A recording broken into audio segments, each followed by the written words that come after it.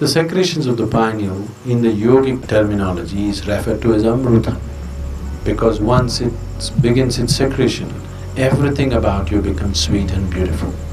It is not the sexuality which limits it, but it's the excessive identity with the physicality which limits it.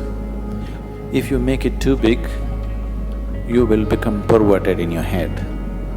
If you try to obliterate it, you will become even more perverted in your mind.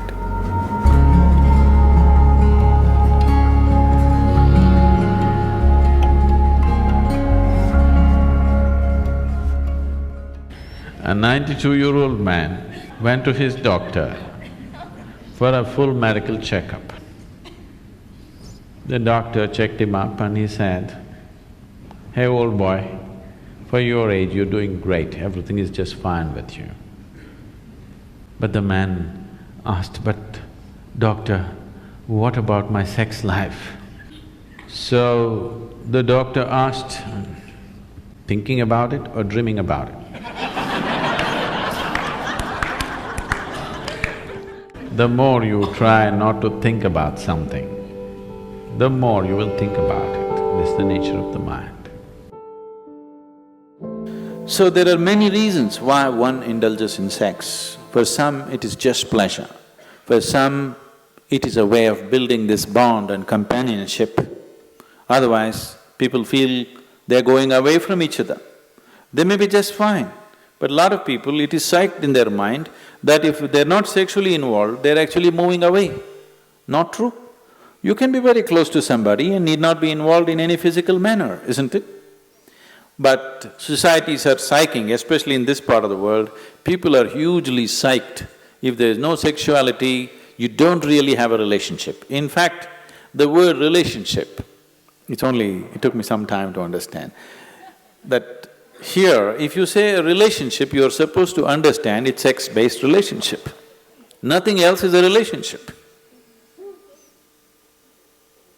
If I can have a very strong relationship with you and not be concerned about your body, isn't it? I may not be drawn to your body in any way, but I can have a very powerful relationship with you. But all those possibilities are completely discounted. A relationship means you must be in some way physically involved, man, woman, or man, woman, woman, whatever you like. Essentially, it's body-based.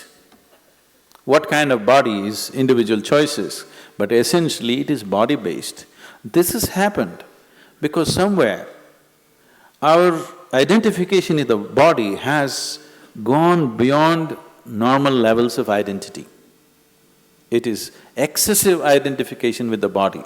That is why body-based relationships have become the crux of the society. One who is too identified with your physical body naturally is sex-driven, because that is the highest thing that he knows. There are ways we can make you find something which is far bigger than this. Once you taste something better, I don't have to tell you, give this up or give that up, it'll anyway fall off, isn't it? There are ways to do certain sadhana which is more intense than sexuality, which is more ecstatic than sexuality. On one level, if you look at it, all dimensions of yoga, one way or the other, are ultimately trying to activate the pineal. Because once it begins its secretion, everything about you becomes sweet and beautiful. It creates a whole inner pleasure, which makes all the outer pleasures look like kindergarten stuff. That's the reason yogis are just sitting with eyes closed, not because they're against pleasure, they're against small pleasures, that's all. So the Shambhavi, one thing that's happening is, it stimulates the pineal secretion in a big way, which leaves you drenched in a certain level of sweetness throughout the day. It just leaves you in a certain state of ecstasy and blissfulness because the pineal gland is active. This is one aspect of your physiology which is very close to your consciousness. The rest of the physiology is about survival, but pineal gland is one aspect of your physiology which is very, very close to transcending the physical. In the yogic traditions, this sweetness is referred to as amruta or the ambrocia or the elixir of life. One drop, if it comes into the system, suddenly the whole system just cools down, the whole system is lubricated, functions at ease. The desperation in the system is gone. The desperation in the mind is gone. So, ambrocia means you found your own pleasure. If you're extremely joyful within yourself, you found the amruta within yourself. You're an extreme state of pleasantness. Now, being with people, not anymore about squeezing pleasure out of them. Being with people is just being with them. Only now you're truly capable of love. Otherwise, it is just a open sesame trick.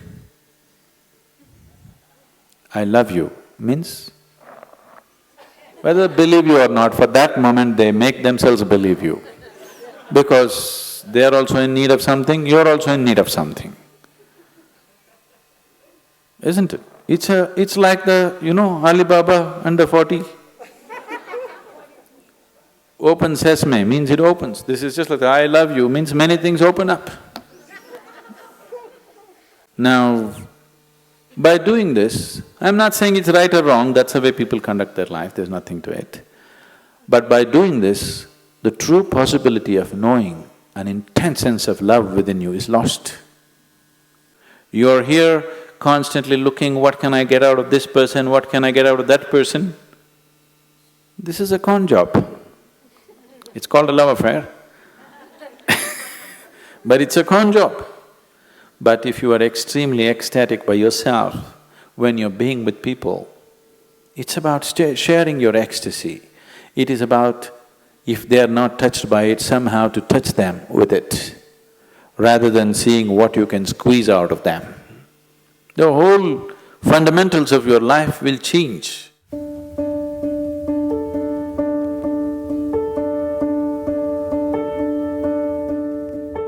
Yes and no, in the sense, it is not the sexuality which limits it, but it's the excessive identity with the physicality which limits it. So, it is not sexuality per se which becomes the barrier, but the attachment it creates to the physicality which definitely becomes the barrier.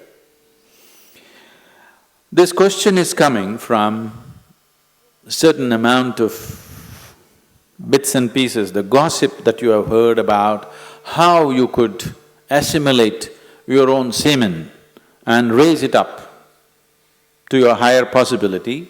Yes, it is true.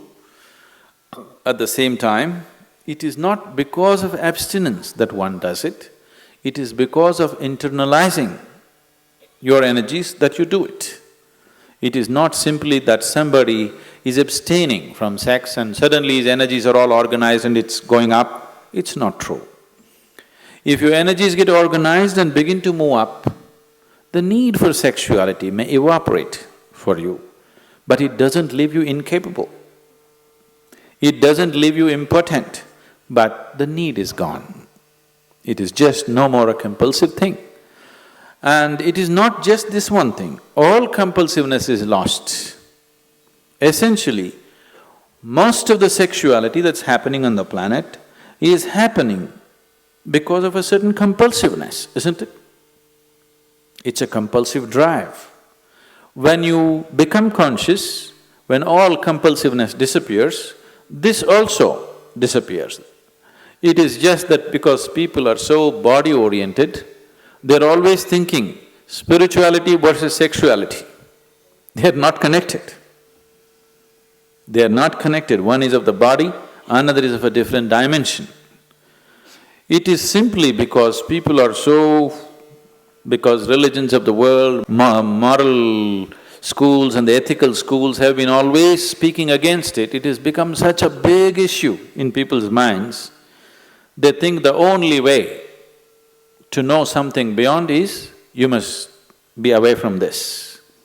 Because somewhere you're not able to accept the simple biology of a human being, which is the tragedy, that you cannot accept the simple biology. You either have to celebrate it or you have to push it down the drain. Both are not needed. You can look at it for the limitation that it is and for the possibility that it is. So, if because of the impurity of sex, your spirituality is going to get disturbed, I want you to know that your very birth is impure. When you come from such an impure birth, where is the possibility for you? There is no possibility for you.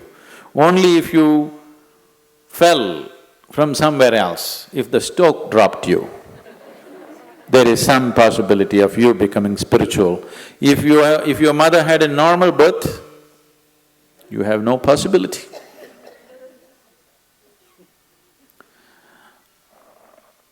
A 6-year-old girl came home one day from school and asked, "Mama, how was I born?" The mother was embarrassed. She said, "A stoke dropped you." She said, "Okay." She noted down, "Mama, how were you born?" "A stoke dropped me too." "Mama, how was grandmama born?" "A stoke dropped her too." Then the girl became serious and she went down and sat down and started writing something in her homework. Then the mother was feeling uncomfortable, she finished her cooking and then the girl had finished her homework and left the book there, she went and read. So the essay was about the family tree. So the girl had written, "For 3 generations in my family, nobody had a natural birth."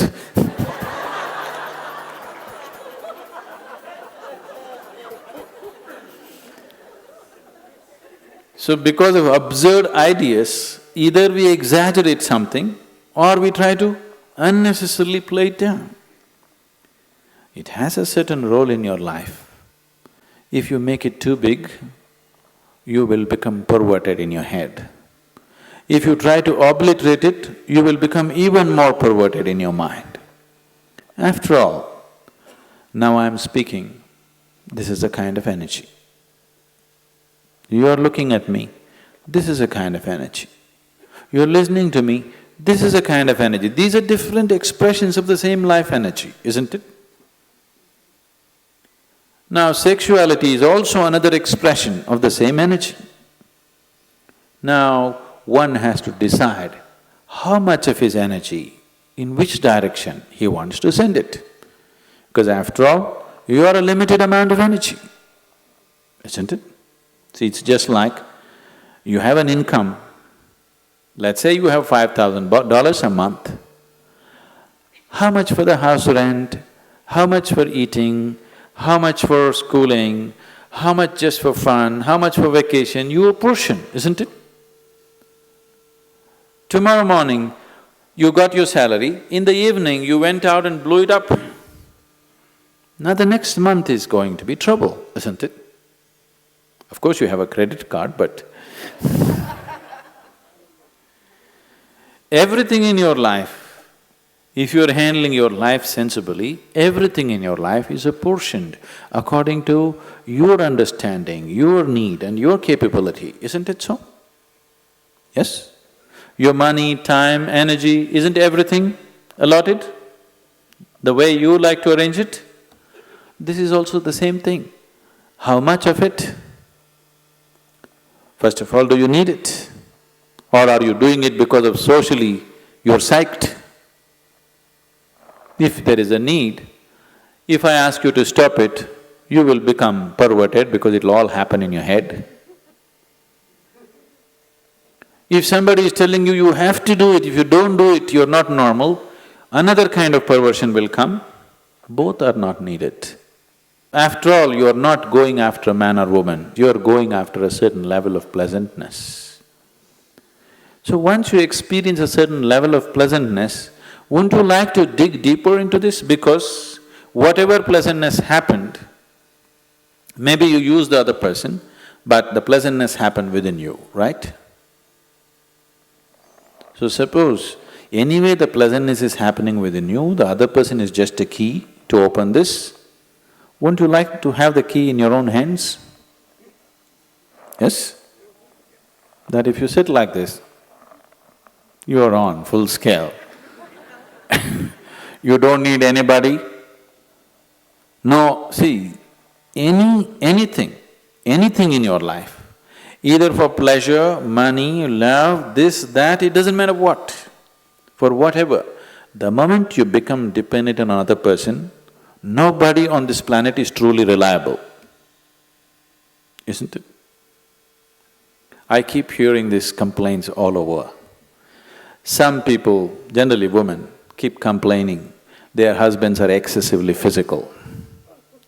Some woman constantly complaining, he doesn't lay a finger upon me.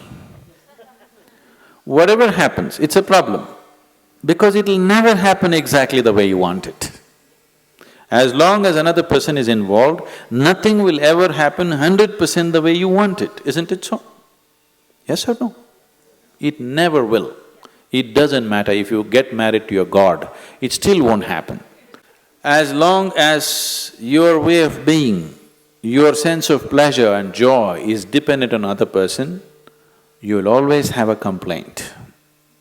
Doesn't matter how wonderful the other person is. So in this context, people might have talked about celibacy because they said, take some time off. Because to extract pleasure out of somebody, you have to play any number of tricks. It doesn't happen simply. This is called as courting.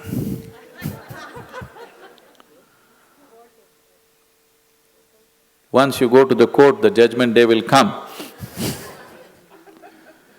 It takes enormous amount of time, effort, energy, and all kinds of other things, frustrations, jealousies, problems, everything attached to it.